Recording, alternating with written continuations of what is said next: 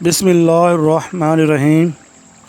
محترم ناظرین و سامعین کرام، السلام علیکم ورحمۃ اللہ وبرکاتہ۔ حجاج بن یوسف حافظ قرآن تھا۔ وہ تہجد کی ایک رکعت میں 10 سپاروں کی تلاوت کرتا تھا، بعد جماعت نماز پڑھاتا تھا اور شراب و زنا سے دور بھاگتا تھا، لیکن انتہائی ظالم تھا۔ جب اس کی موت آئی تو انتہائی عبرتناک موت آئی۔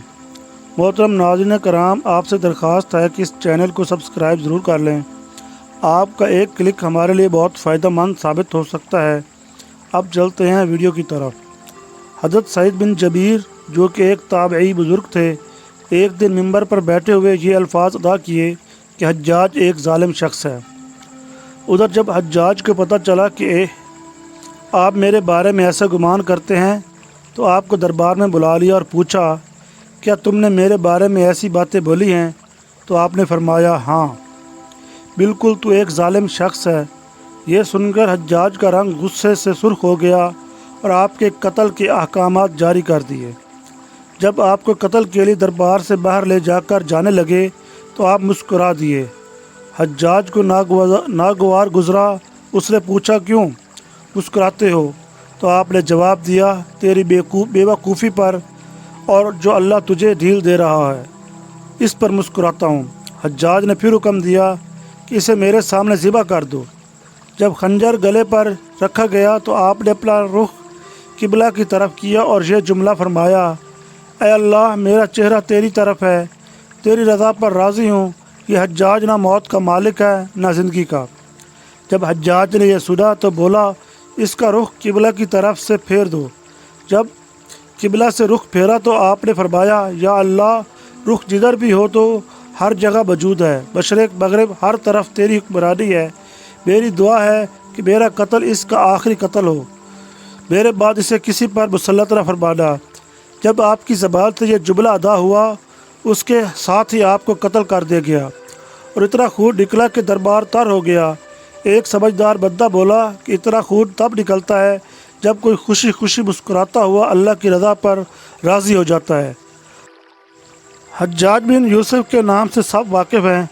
حجاج کو عبد الملک نے مکہ، مدینہ، طائف اور یمن کا نائب مقرر کیا تھا اور اپنے بھائی بشر کی موت کے بعد اسے عراق بھیج دیا، جہاں سے وہ کوفہ میں داخل ہوا۔ ان علاقوں میں 20 سال تک حجاج کا عمل دخل رہا۔ اس نے کوفے میں بیٹھ کر زبردست فتوحات حاصل کی۔ اس کے دور میں مسلمان مجاہدین چین تک پہنچ گئے تھے۔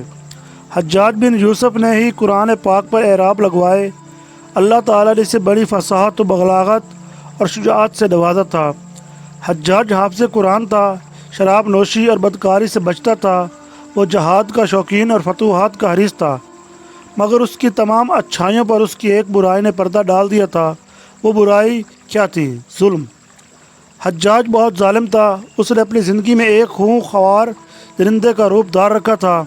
ایک طرف موسیٰ بن نصیر اور محمد بن قاسم کفار کی گردنیں اڑا رہے تھے اور دوسری طرف وہ خود اللہ کے بندوں، اولیاء اور علماء کے خون سے ہولی کھیل رہا تھا۔ حجاج نے 1,20,000 انسانوں کو قتل کیا ہے۔ اس کے جیل خانوں میں ایک دن میں 80,000 قیدی ایک وقت میں ہوتے، جن میں سے 30,000 عورتیں تھیں۔ اس نے جو آخری قتل کیا وہ ایک عظیم تابعی اور زہد و پارسا انسان حضرت سعید بن جبیر رضی اللہ تعالیٰ عنہ کا قتل تھا۔ انہیں قتل کرنے کے بعد حجاج پر وحشت سوار ہو گئی تھی۔ وہ نفسیاتی مریض بن گیا تھا۔ حجاج جب بھی سوتا، حضرت سعید بن جبیر اس کے خواب میں آ کر اس کا دامن پکڑ کر کہتے کہ اے دشمن خدا، تو نے مجھے کیوں قتل کیا؟ میں نے تیرا کیا بگاڑا تھا؟ جواب میں حجاج کہتا کہ مجھے اور سعید کو کیا ہو گیا ہے؟ اس کے ساتھ حجاج کو بیماری لگ گئی جس میں سخت سردی کلیجے سے اٹھ کر سارے جسم پر چھا جاتی تھی۔ وہ کانپتا تھا۔ آگ سے بھری انگیٹھیاں اس کے پاس لائی جاتی تھیں اور اس قدر قریب رکھ دی جاتی تھیں کہ اس کی کھال جل جاتی تھی، مگر اسے احساس نہیں ہوتا تھا۔ حکیموں کو دکھانے پر انہوں نے بتایا کہ پیٹ میں سرطان ہے۔ ایک طبیب نے گوشت کے ٹکڑا لیا، اسے دھاگے کے ساتھ باندھ کر حجاج کے حلق میں اتار دیا۔ تھوڑی دیر بعد دھاگے کو کھینچا تو اس گوشت کے ٹکڑے کے ساتھ بہت عجیب نسل کے کیڑے چمٹے ہوئے تھے اور اتنی بدبو تھی جو پورے 1 مربع میل کے فاصلے پر پھیل گئی۔ درباری اٹھ کر بھاگ گئے۔ حکیم بھی بھاگنے لگا۔ حجاج بولا تو کدھر جاتا ہے، علاج تو کر۔ حکیم بولا تیری بیماری زمینی نہیں آسمانی ہے، اللہ سے پناہ مانگ۔ حجاج جب مادی تدبیروں سے مایوس ہو گیا تو اس نے حضرت حسن بصری رحمۃ اللہ علیہ کو بلوایا اور ان سے دعا کی درخواست کی۔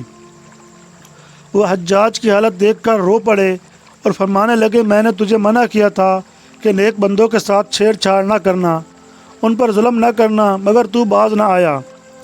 آج حجاج عبرت کا سبب بنا ہوا تھا، وہ اندر باہر سے جل رہا تھا، وہ اندر سے ٹوٹ پھوٹ چکا تھا۔ حضرت سعید بن جبیر رضی اللہ تعالیٰ عنہ کی وفات کے 40 دن بعد ہی حجاج کی بھی موت ہو گئی تھی۔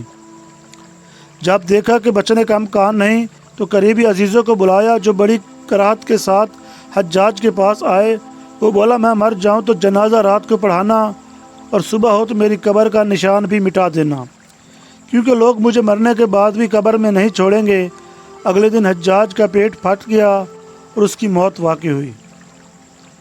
اللہ ظالم کی رسی دراز ضرور کرتا ہے، لیکن جب ظالم سے حساب لیتا ہے تو فرشتے بھی خشیت الہی سے کانپتے ہیں، عرش ہل جاتا ہے۔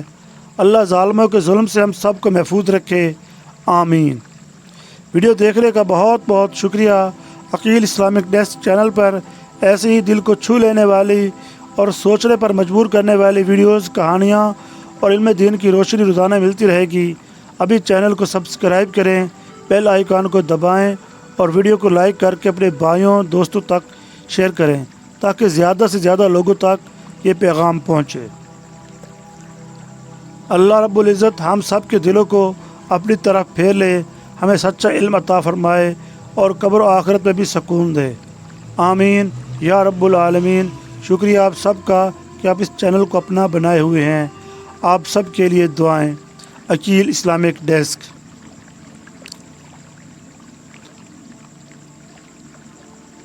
حوالہ جات درج ذیل ہیں۔